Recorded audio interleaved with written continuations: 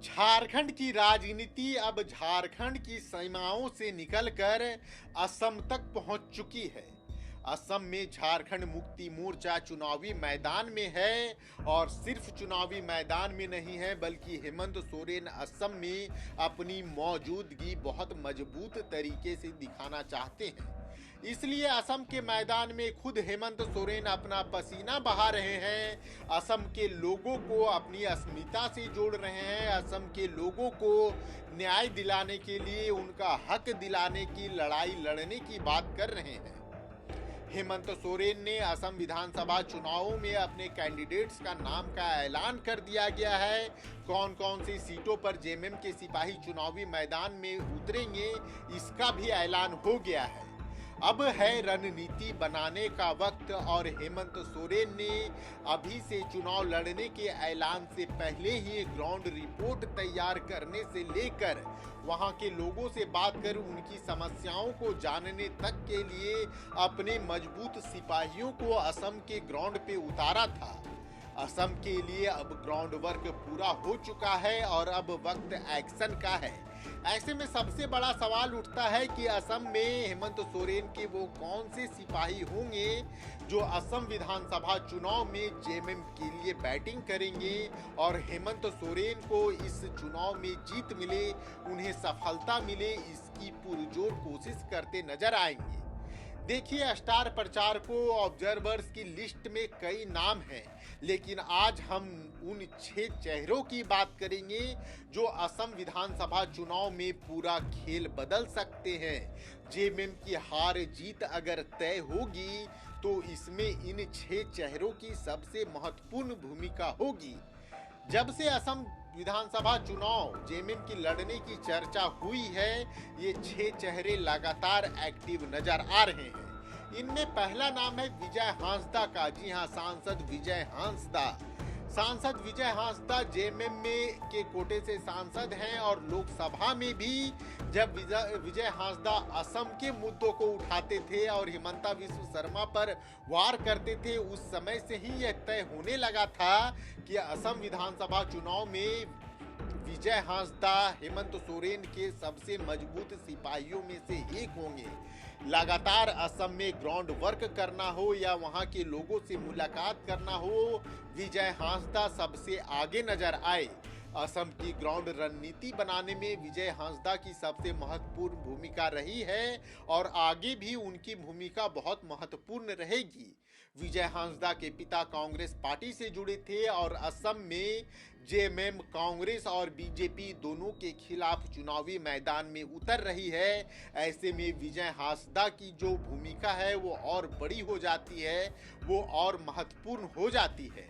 विजय हांसदा असम की राजनीति को समझने के लिए लगातार और लंबा समय असम में बिता रहे थे।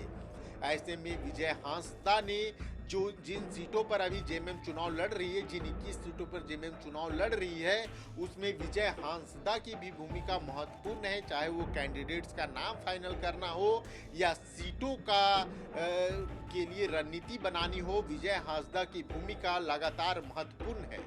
दूसरा नाम है एमटी राजा का। जी हाँ, वही एमटी राजा जो राजमहल से विधायक हैं और जिन्होंने अनंत ओझा, बीजेपी के सिटिंग विधायक अनंत ओझा को बड़ी मार्जिन से चुनावी मैदान में पस्त किया।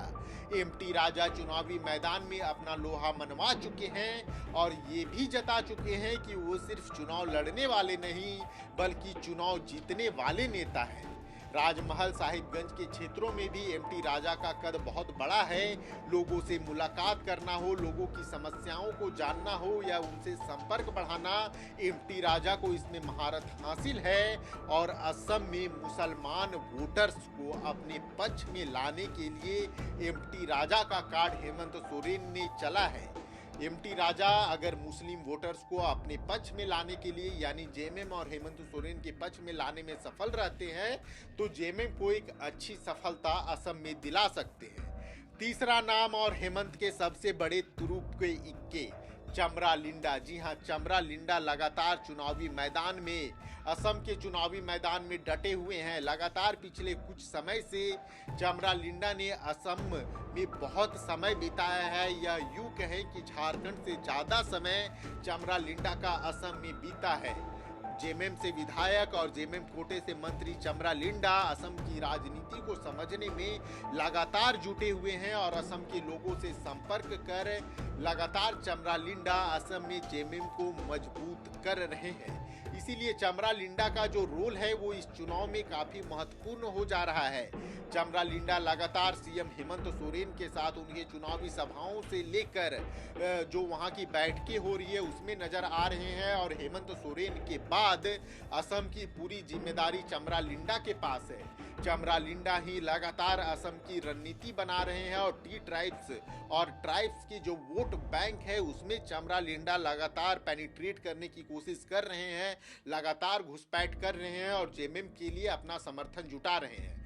चौथा नाम है भूषण तिर्की। आदिवासी नेता भूषण तिर्की और सीएम हेमंत सोरेन के करीबी विधायकों में से एक भूषण तिर्की की जिम्मेदारी असम में आदिवासी वोट बैंक को जेएमएम के पक्ष में लाना है। वो चमरा लिंडा और विजय हांसदा जैसे नेताओं की मदद करेंगे और ग्राउंड वर्क तक लोगों को जाकर डोर टू डोर संपर्क कर कर वहां के नेताओं से मुलाकात कर जेएमएम के लिए समर्थन जुटाने का काम भूषण तिर्की करेंगे।